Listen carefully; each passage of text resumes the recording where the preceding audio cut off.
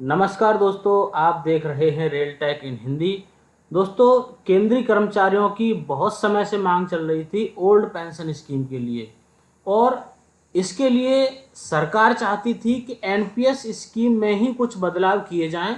और इसके लिए जो एक कमेटी गठित की हुई थी जिसके अध्यक्ष थे सोमनाथन जी, उन्होंने अपनी रिपोर्ट दी है। और आज 24 अगस्त 2024 को कैबिनेट ने एक स्कीम को मंजूरी दी है, जिसका नाम दिया है दोस्तों उन्होंने एकीकृत पेंशन योजना, यानी कि यूनिफाइड पेंशन स्कीम, जिसे शॉर्ट में हम यूपीएस बोलेंगे।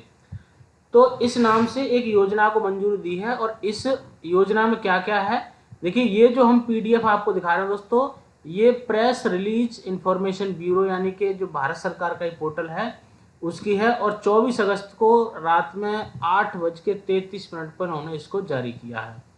यह इन्होंने बताया है कि प्रधानमंत्री श्री नरेंद्र मोदी जी की अध्यक्षता में केंद्रीय मंत्रिमंडल ने आज एकीकृत पेंशन योजना यानी कि यूपीएस को मंजूरी दे दी है। अब यूपीएस की कुछ विशेषताएं यहाँ पे उन्होंने बताई हैं कि एकीकृत पेंशन योजना की मुख्य विशेषताएं इस प्रकार हैं। तो सबसे पहले तो है दोस्तों सुनिश्चित पेंशन, यानी कि 25 वर्ष की न्यूनतम अर्हक सेवा के लिए सेवानिवृत्ति से पहले अंतिम 12 महीनों में प्राप्त औसत मूल वेतन का 50%। यानी कि जिस साल, या पहली बात तो यह है कि जो एम्प्लॉय की सर्विस है वो 25 साल की होनी चाहिए। और जो अंतिम साल होगा, अंतिम साल के 12 महीनों की जो उसकी जो बेसिक पे होगी, बेसिक पे, उस बेसिक पे को टोटल किया जाएगा और उसमें 12 से डिवाइड करेंगे। जो औसत निकल के आएगा उसकी 50% पेंशन दी जाएगी।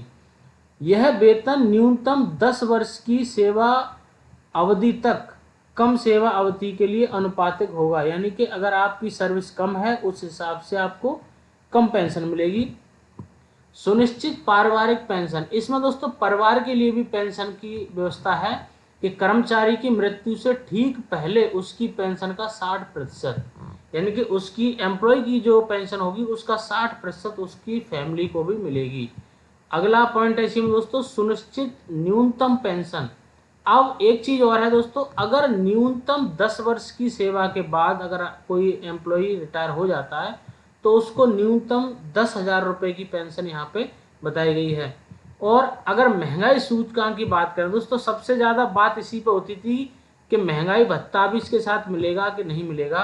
तो महंगाई सूचकांक भी दोस्तों सुनिश्चित पेंशन पर भी मिलेगा, सुनिश्चित पारिवारिक पेंशन पे भी मिलेगा और सुनिश्चित न्यूनतम पेंशन पे भी। जैसे जैसे महंगाई भत्ता बढ़ेगा, महंगाई राहत बढ़ेगा, वो भी इसमें आपकी जो पेंशन है वो बढ़ती जाएगी। औद्योगिक श्रमिकों के लिए अखिल भारतीय उपभोक्ता मूल्य सूचकांक के आधार पर महंगाई राहत, सेवानिवृत्तियों के मामले में सेवानिवृत्ति के समय एक मुश्त भुगतान और ग्रेच्युटी के अतिरिक्त सेवानिवृत्ति की तिथि पर मासिक परिलब्धियां वेतन प्लस डीए का 1/10वां हिस्सा सेवा के प्रत्येक पूर्ण 6 माह के लिए इस भुगतान से सुनिश्चित पेंशन की मात्रा कम नहीं होगी। तो ये दोस्तों भारत सरकार ने अपनी वेबसाइट पे इसको जारी किया है। और इस संबंध में जो केंद्रीय मंत्री हैं अश्विनी वैष्णव जी, उन्होंने एक प्रेस कॉन्फ्रेंस भी की, मीडिया बाइट भी दी। अब देखिए दोस्तों, इसके कुछ मेन पॉइंट हैं जो हम निकालते हैं, वो हैं दोस्तों आपके, देखिए यूनिफाइड पेंशन स्कीम है, इसके 5 पॉइंट हैं जो हम इसमें वीडियो में देखेंगे।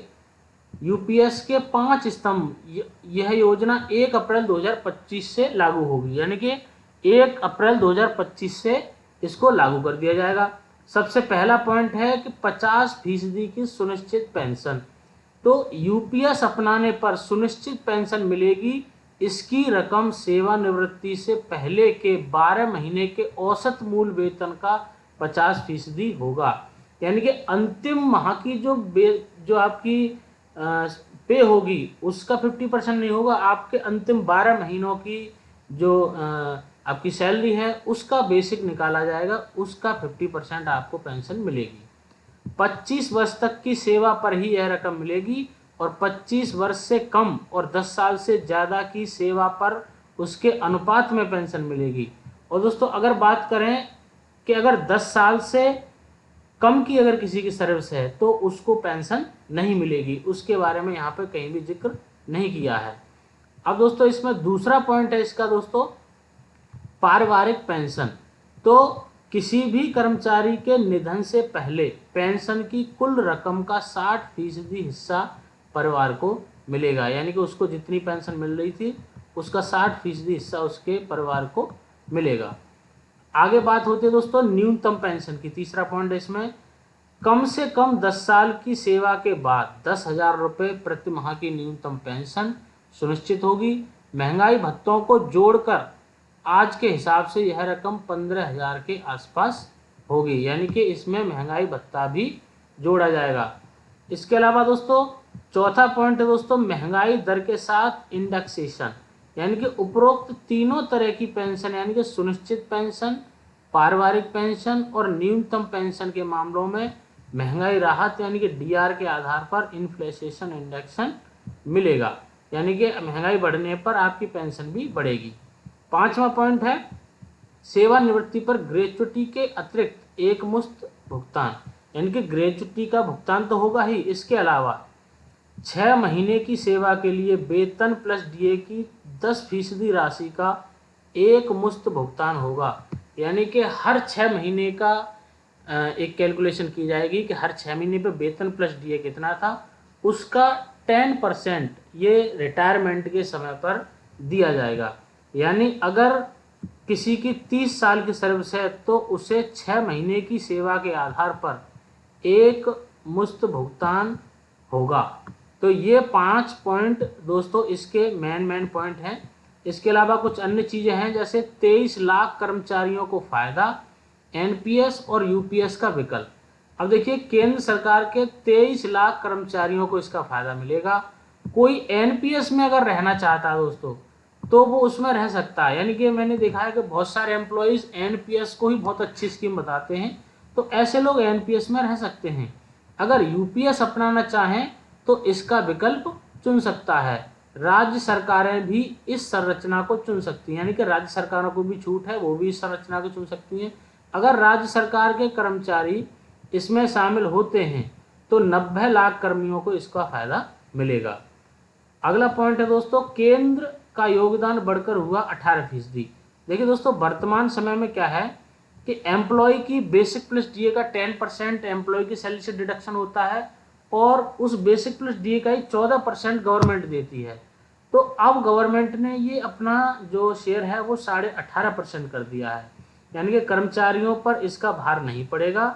10 वर्ष पहले तक कर्मचारी और सरकार 10% का योगदान देते थे और फिर सरकार ने इस योगदान को बढ़ा के दोस्तों 14% कर दिया और अब केंद्र सरकार का योगदान बढ़कर इसमें 18.5% हो जाएगा और यह स्कीम 1 अप्रैल 2025 से लागू होगी। अब इसका बेनिफिट किसे मिलेगा वो दोस्तों यहाँ पे बताया गया है। वित्त सचिव डॉक्टर टीवी सोमनाथन उन्होंने कहा कि जो कर्मचारी 2004 से अब तक और आगे 31 मार्च 2025 तक सेवानिवृत्त होंगे वे भी यूपीएस के 5 बिंदुओं का लाभ ले सकते हैं, यानी कि जो अब उससे पहले रिटायर हो जाएंगे उनको भी इसका लाभ मिलेगा।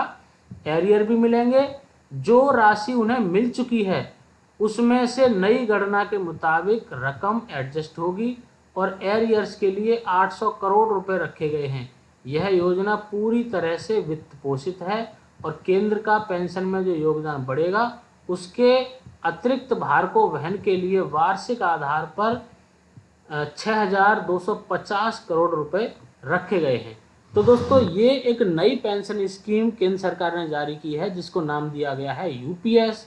अब स्कीम कैसी होती है ये तो फ्यूचर में ही पता चलेगा, लेकिन कितने कर्मचारी इसको अपनाते हैं ये आने वाला वक्त बताएगा। वीडियो में दी गई जानकारी दोस्तों आपको कैसी लगी कमेंट करके ज़रूर बताएं। थैंक यू दोस्तों।